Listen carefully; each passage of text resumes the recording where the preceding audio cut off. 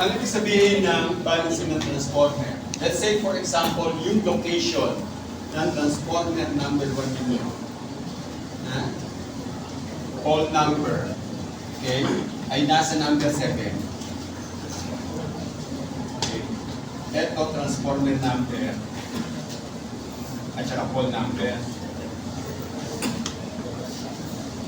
Okay. Tatlong peraso yan. Pole, let's say for example, transformer number 1. Simon chat ko. And nasa pole number 8 siya. Sabihin natin. Saan mo ilalagay yung transformer number 1 doon sa pole number 8 mo?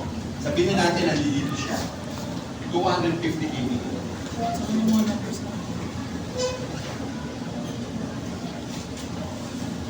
Then move on. Sabihin natin transformer number 13. Example lang to. Nandun ka sa pole number 25. Pero nandun siya sa base AB. 115 kV.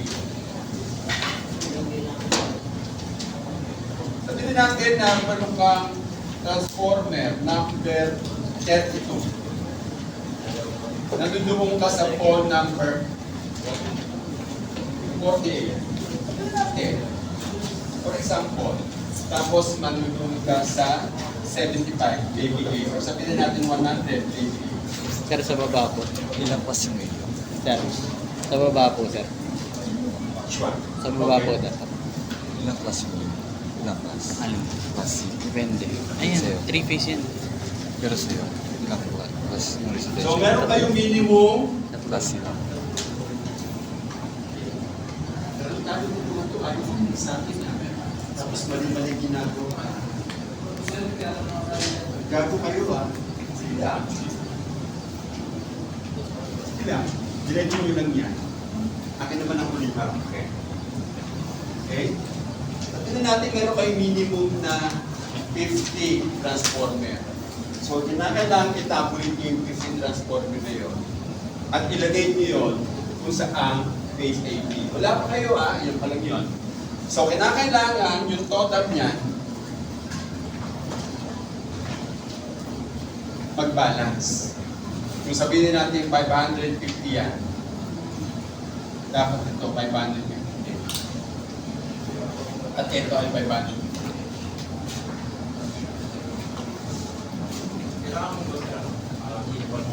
Yes. Yes. Yes. As much as possible, gawin yung equal siya. Kasi meron namang rated capacity at rating ng transformer for single phase, di ba? Meron naman yun. So, kinakailangan mag-balance yung lahat. Okay? Ito ang requirements para magawa ninyo yung tinatawag na single line diagram. Bakit? Ito pa ng Euro. Kasi sa single line diagram, kung maliit yung sub-road ninyo at maliit din yung main road ninyo, paano yung gagawin yung single line diagram?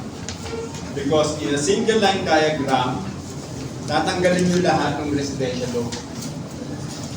Ang matitira lamang yung transform. Tatanggalin nyo lahat. The same map, the same location, pero walang residential load, walang mga kung ano ng mga nakalagay na ganyan. Tapos industrial at saka commercial. Yun yung single line diagram. Dahil doon sa main road, doon aanda yung 34.5 kV. At sa 34.5 kV, doon kakapit itong transformer nila. So, hindi ibig sabihin na nakapag-compute kayo tapos na, no. You have to balance it.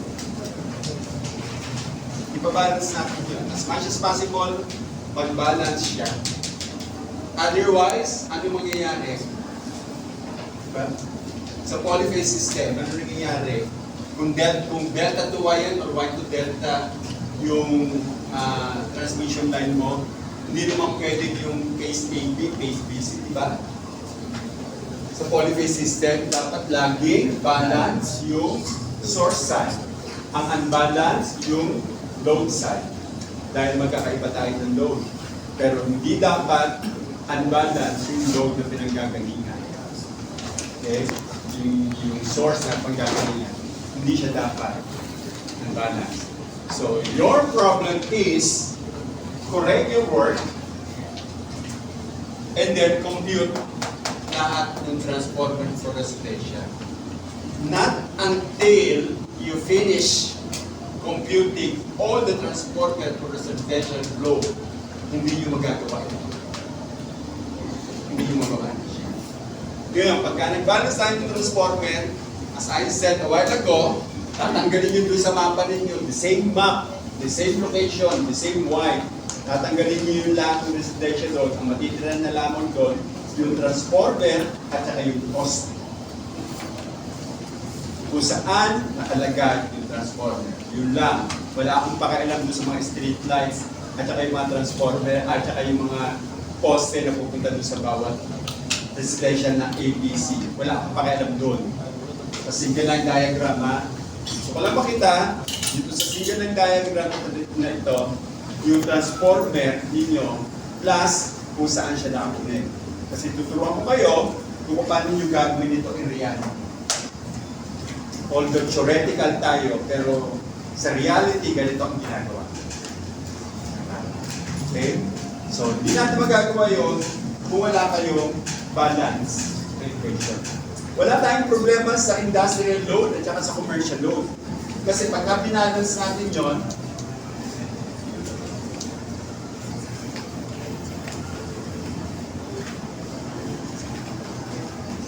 pag binalance mo kasi yan, for example pero you have to do it separately.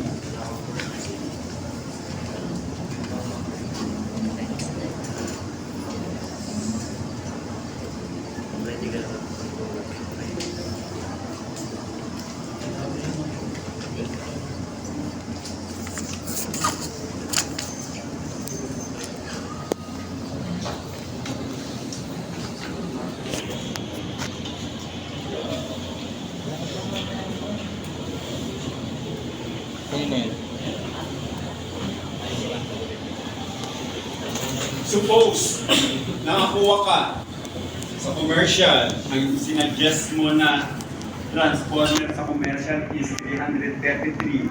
O kaya ang sinuggest mo sa industrial is 333. For example, but you have to do it separately.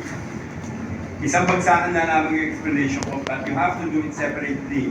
Iba yung balancing na gagawin ninyo dapat doon sa commercial, iba yung balancing na dapat gagawin ninyo sa industrial. Hindi siya pwede yung pagsamakin. Okay? Suppose 333 yung kaibigan mo. Yung 333, hati nyo rin sa tabihan. Diba? 111. 333 kaibigan siya. Kasi 3 phase yan eh. So, ibig sabihin, yung Equal phase AB phases. ko, at saka CA ko, at saka BC BC. ko, Equal. dapat yung leg ko, 300. So, sa polyphase system,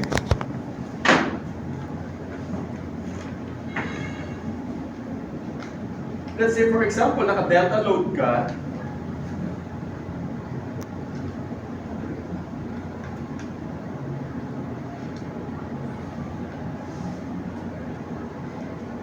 ito yung load mo naka-delta. Ito yung source side mo.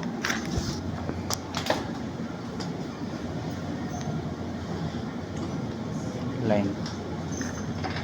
Phase voltage.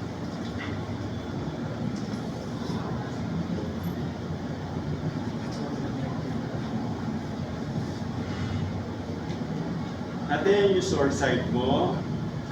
Plus, ito yung load side mo.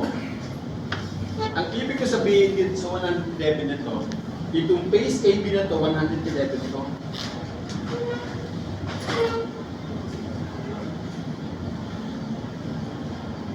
Yung BC mo, ganun din. At yung CA mo, ganun din.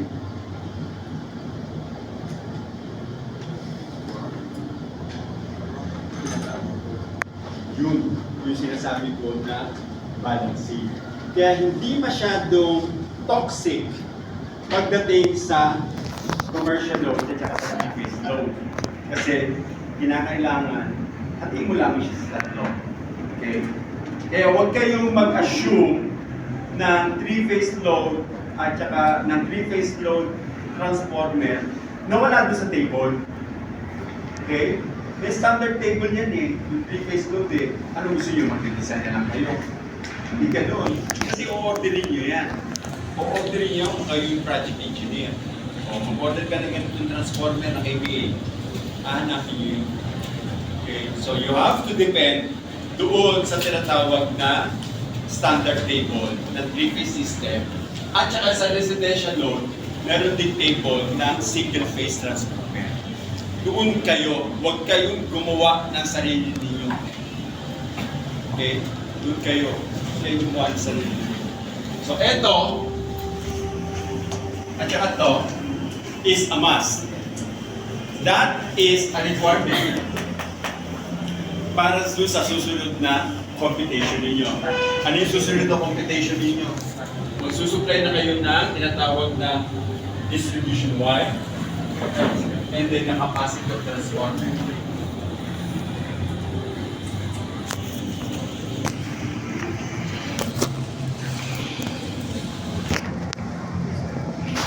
Mag-distribution table. So, kukumpitin pa rin natin. Yan. Tinatawag. Okay? So, dapat alam natin yun kung paano gagawin ito at hindi yan.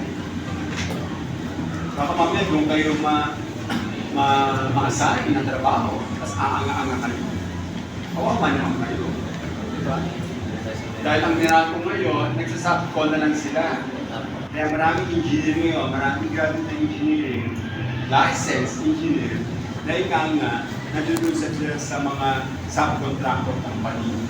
Hindi kayo i-absorb ng mirako per se, o kaya ng other IPTs, individual power producing na distributor. Hindi kayo i-absorb nun.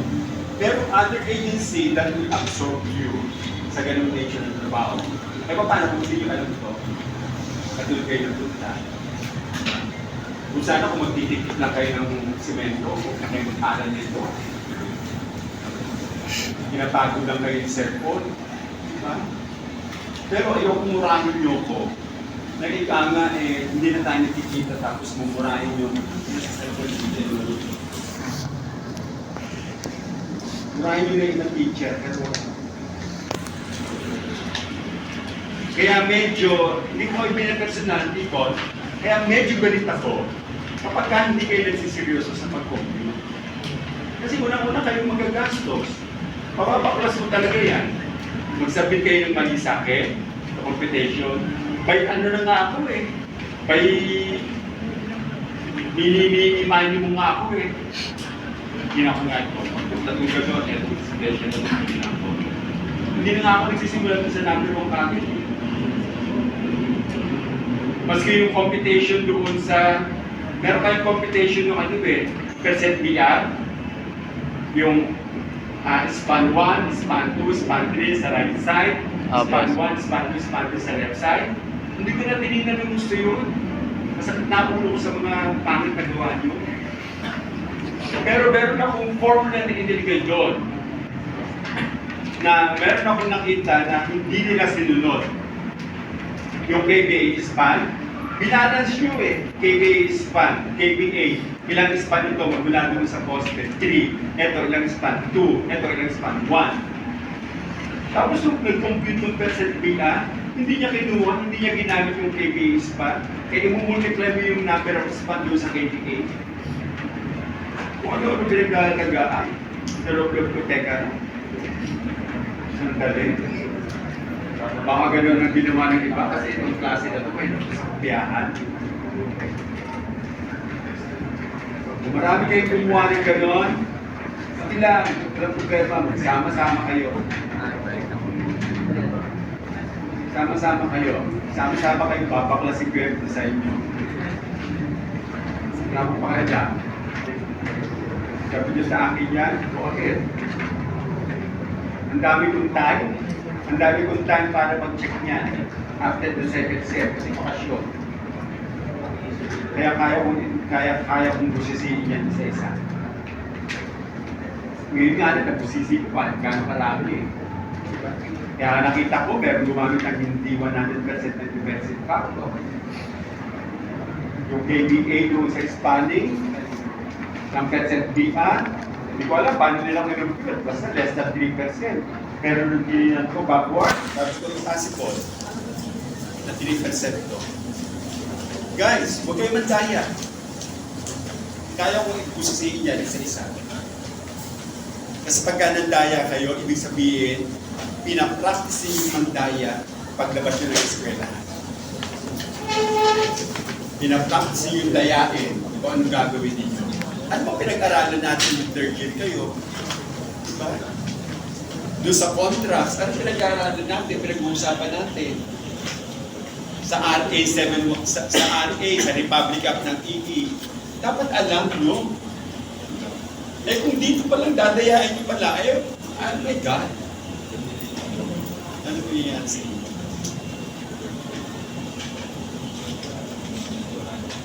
Huwag ganun, ha? So you go over with your design. Kaya nga, tawag dito, try to save kung ano pwede ninyong i-save dyan. Hindi ko alam. Or kung gusto nyo, mag-print na naman kayo ng bago. Nagkakasusan naman kayo ng bond paper. Wala. Paano yung gagawin?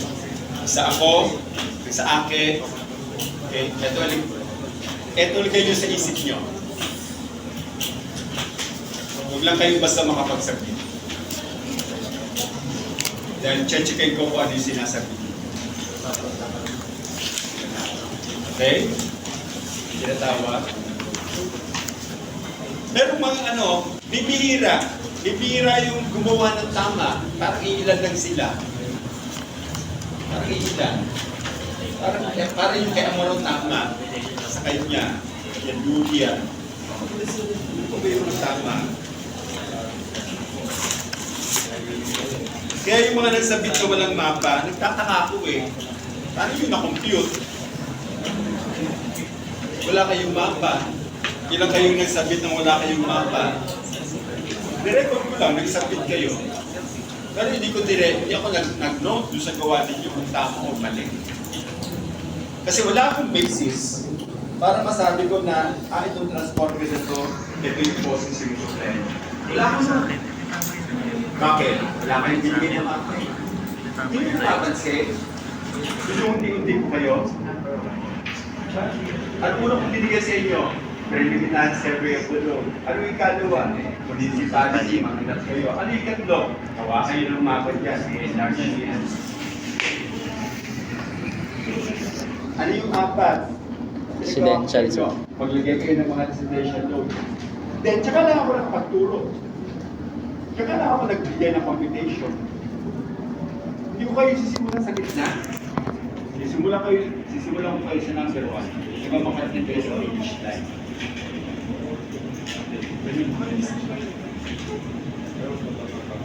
Okay. So, yung mga mapa ninyo na sinulatan ko, dyan na muna kayo magtrabaho. Huwag na kayo mag-click muna ng iba. Dyan na kayo magtrabaho muna. Tapos, tsaka na kayo baka meron kasi nilagay ko widen the main road, the sub road. Baka mamaya mag-trade na naman kayo, maggagay na naman kayo, tapos yung nagtatrabaho. Hindi. Diyan sa mapa na yan. Trabaho nyo yan. Diyan kayo mag-work. Kaya nga sinasabi, ang binibigay ko nga sa inyo dati, di ba? Manila painter lang. Hindi yung kinakailangan magpaka-high-tech. Kasi marami pa kayong magdadaan na sa computation na yan. Matulad kayo, ang dami yung dapat i-correct. Pati ang dami yung sayang. Sinasabi ko. Kaya ngayon, go over with that. Huwag muna kayo mag-print ulit. I-check nyo muna yan yung sa soft copy ninyo. Kaya nga yung mga poste, di ba? Nilagay ko, maglagay kayo ng mga poste. Hindi 1, 2, 3, 4, 5, 6, 7. Tapos maganda ng transformer number 2. 1, 2, 3, 4, 5, 6, 7 na naman. Ay, sabi ko, teka lang. Dire-dire. Kasi, pagkakaintindi ko, diba yung example na siya, 6 na siya nagsimula. Naka-transformer. Kaya pagka umabot pa kayo ng whole number na 4 digits, congratulations. 4 digits, so ibig sabihin 1,000 plus. 7 times. Tapos yung first digit nyo ng 4 digit, 3. So ibig sabihin, naka 3,000 plus na forest kayo. Paldo. Ganun ang ganun isa. Yan na niya. Meron ibang mga nag-set na maayos, maganda. Pero majority of you people, Video okay. Ikaw na, lapit ka dito. Dali. okay, question. Saan siya babaitan? Sir, ask ko lang po, pag-balance po ng transformer ng mga residential, kailangan po ba pare-pare sila ng KVA or iba-iba po? Kahit di ba? Meron, di ba meron table, Apo, sir. standard table ng single phase transformer. Doon tayo ng babases. Pero, tinatanong mo na pare-pareho dapat hindi. Let's say, for example, naiintindihan ko yung gusto mong mangyari. Let's say sa phase AB, naglagay mo naman ang dito, dapat ito, 150. Hindi. Tinatanong ko, lapit mo yan doon. Lapit mo na. Tapos ito, 250 DC. Tapos dapat yung twist. DC lahat, 250. Hindi din. Kaya nga i-balance ninyo eh. Hahanapin ninyo. Saan pa siya dapat yung pwesto, saan pa siya dapat ilagay. Kasi walang Ito problema. gets mo to. Nasa Ito gets siya. mo to. Bakit? Kasi dadaan kayo sa ano eh, sa main road eh. Bahala yung main road, bahala yung 34.5 kV, pumunta dun sa phase AB. Na lahat yung phase AB, eto yan. Dahil yan. Ganun. Mapit ka kasi. Parang mas magets mo. So, paano ka magtatrabaho? Ano nalagyan ng reformer?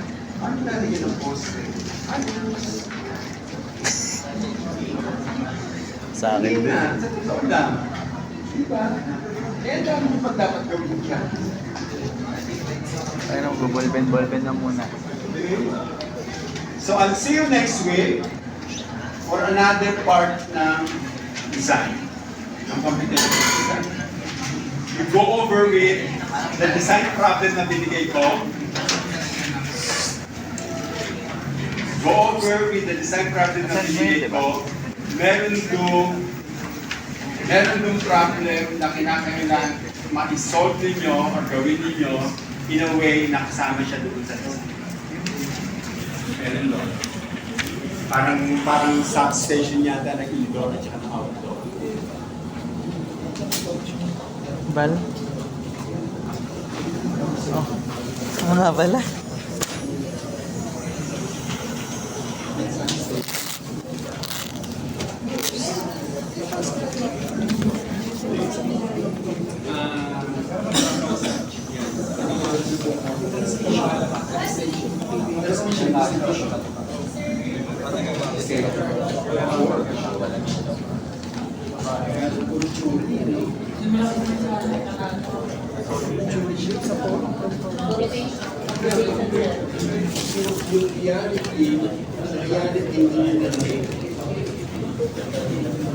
Kasi, Sa lab ba yun, sir, dapat?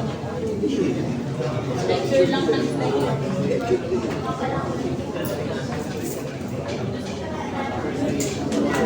pati yung geometric mean distance. Yung conductor,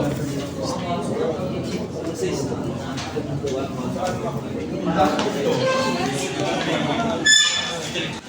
Meron siya tinatawag na by trees.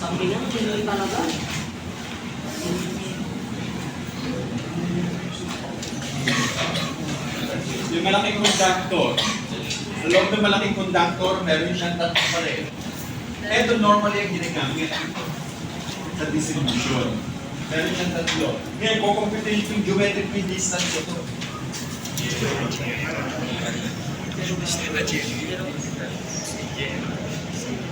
Papaperma nyo to kay sir. Parang perma yun sa inyo. Pinocompute yan, yung geometric mean distance. Akala niyo yun kasi ilalagay na lang Ay! dito, may bakit siya. Pinocompute ito. Yung geometric mean distance. Tapos anong gagawin dito? Kasi meron yung ano, may vacuum yan eh. Nakasit. Anong gagawin dito? Lalagyan ng filler yan. Lalagyan ng filler yan. Lalagyan ng filler yan. Sa akin. Para yung kung gano'n, pagka Ano yan, cash? wala kang nakikita yung space, pero sa ako lang Sige. yung filler sa loob yun. Hindi, wala pa nagbabayad sa akin ng cash eh. Yun yung Bangko. Yung sa pinag-aaral sa transmission system. Sunduan kaya tayo. Okay. So kindly take note of this final notification. So technically yan yung mga guidelines ko kung paano ko check yung final design. For ano po, expansion of residential lot na sabi ko po sa akin. Which means dadagdagan po Kanina yan? natin yung mga apartment. No, Kanino ba? spread out po siya. As in palaki. Yes. Hindi ko sinabi, marami akong sinabihan ng ganun eh, sa design eh. Yung expand, extension, no? Hindi ko sinabi cut. Ha? Sinabi ko i-stretch out, i-expand nyo, nalilinitan ako masyado dyan, i-expand nyo siya. Ganyan mo. Ipapirma mo kayo.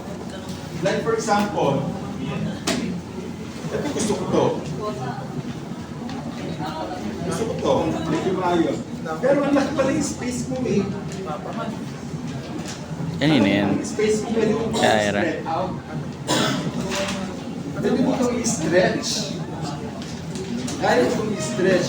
Ito, medyo tama na sa akin. Pero ako wala pa ako, i-stretch ko pa yan. Kaya mo itong i-stretch. Itong laki ng paper na to, kaya i-stretch yan.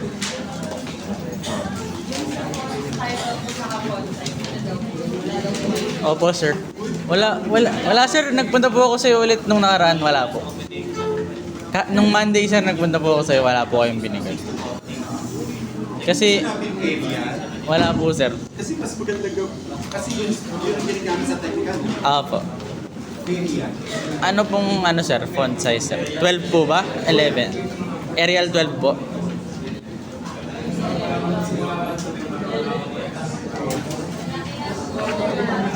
Pads. Cubs.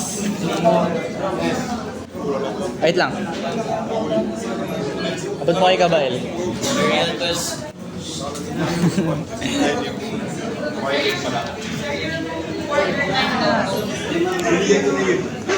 Meron na yun, sinend na. 0.5.